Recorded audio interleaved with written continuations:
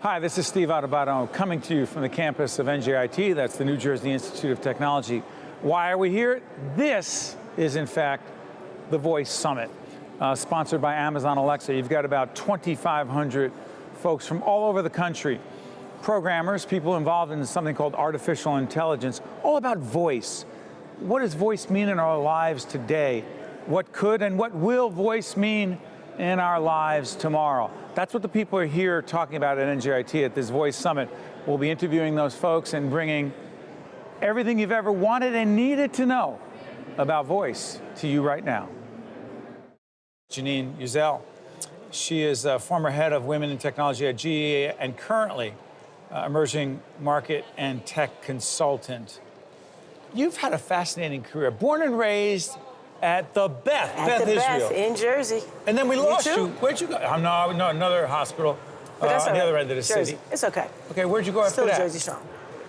So I grew up in Plainfield and went to Mount St. Mary's. I went to Essex Catholic. Okay, my high school doesn't even exist anymore. Oh, well, mine still does. Okay, so, good. I went to the Mount and then left the Mount and went to North Carolina A&T for undergrad, studied engineering.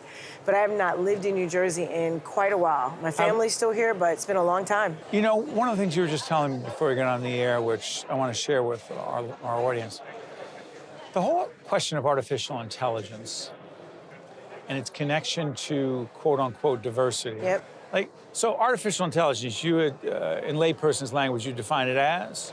So ultimately, it's technology that we're designing to really solve tons of problems, all kinds of tasks that we're doing. But the message that I talk about, as I'm not a coder, haven't programmed in many years, what I'm focused on is that the technology is subject to the software.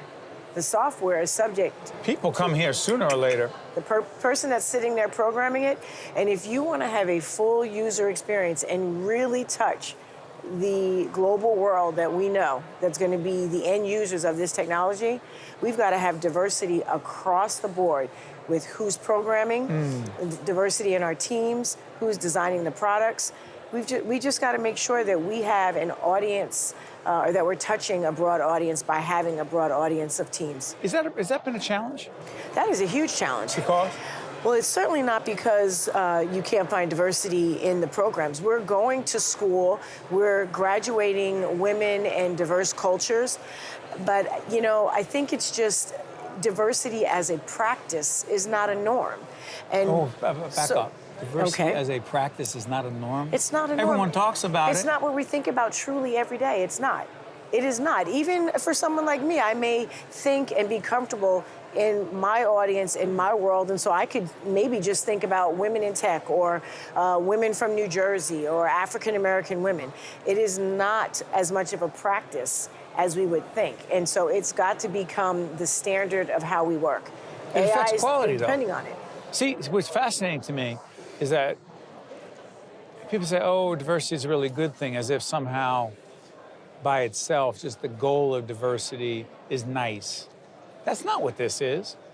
This is, if you don't have a diverse group of people involved in artificial intelligence and engaged in the software, that means the software and the ultimate artificial intelligence is like this, not like this. Right. Am I oversimplifying? No, you're absolutely right. And there are some instances where it's intentional.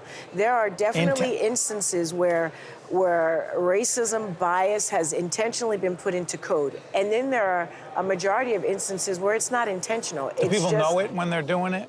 Sometimes the practice can be that programming can be the result of racism or even influence racism.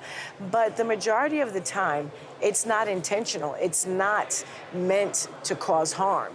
It's just that when you don't have a broader way of thinking, and I'm talking about age, culture, where you grew up, your sexual orientation, all of that matters if we're going to have a full-blown product. Give us a concrete, relevant, understandable example of what could happen if the coding, if the software, if all that in voice is done by a group of a homogeneous population, very narrow, whatever, and not a truly diverse. population. Give us a concrete example. So an example is, you're having this conversation with Alexa, and she doesn't understand the dialect or the tone of your voice. She doesn't understand words that you might use that mean one thing and mean something else in a different culture. She might not know the difference between how to make kale, sauteed kale, or collard greens. What's the recipe of what I was brought up on? Or Alexa, how do you make cornbread? Maybe she's going to teach me how to make a muffin because she doesn't understand that. Let's stay on diversity. In my family, growing up, Alexa, what's the best way to serve scungili? See? What's going to happen? What's a scunge or a gili? So Alexa may have, depending upon who is involved in the programming, may have potentially a narrow ability to communicate, and you go outside that? Absolutely. But if the people come from all different walks of life, it increases the chances that conversation, if you will. And it creates an inclusion and a fairness for everyone. Everyone wants to be able to find themselves, and if AI is happening, we can't stop it, right? It's going to happen. Artificial intelligence. So it's our responsibility as technologists, as programmers, as people that are running businesses or leading teams to ensure that the best possible product is what is represented. That's our job. It's our responsibility. We have to make sure that we are being a reflection of the world that we want to serve or that we want to sell to. And we alone can't do that. I can't do that myself. I can't even speak for every person that's a part of my culture. Yeah, but you can also, but what you are doing is saying, hey, wait a minute, let's make sure we do everything possible to have all those voices heard. My question is, how responsive have most people in the voice community been to the conversation as a consultant you are driving right now? Very like, oh, hey, I never thought about that. I didn't think about that. Or, we know it's there, what do we do?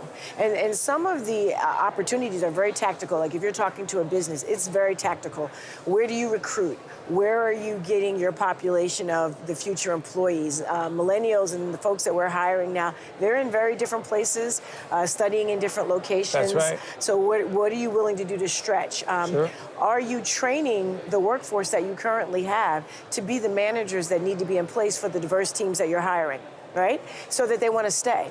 What kind of work are we giving them to do? What are we letting them design? So all of these things, we're finding that people they're very interested and they want to know how to do it better. Because you know what? If you don't, the bottom line is impacted. If the product is suffering, and then we're not going to sell it. Right. And don't we want to make money? Isn't that why we're here? We're here to deliver a great product and get paid for it. You're good. Oh, thank you. You made my job easy. You're good too. You still have the coolest glasses. Thank you. I've been doing this for 25 years.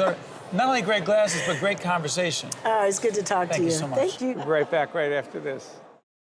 One-on-One with Steve Adubato has been a production of the Caucus Educational Corporation, celebrating over 25 years of broadcast excellence. Funding for this edition of One-on-One with Steve Adubato has been provided by NJIT, New Jersey Sharing Network, RWJ Barnabas Health, the Robert Wood Johnson Foundation, the New Jersey Education Association, Horizon Blue Cross Blue Shield of New Jersey, and by MD Advantage Insurance Company of New Jersey. Transportation provided by Airbrook Limousine, serving the metropolitan New York, New Jersey area.